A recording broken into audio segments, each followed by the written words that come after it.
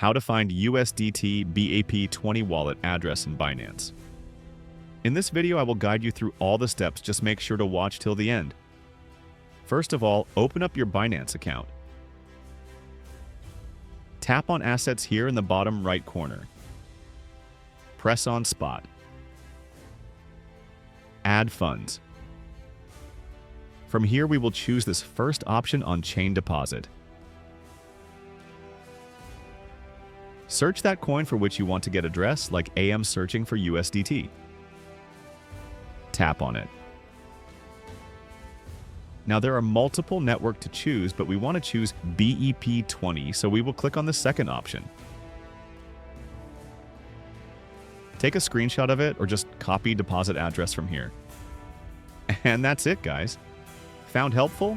Make sure to leave a like and do subscribe to the channel for more informative content. Thanks for watching.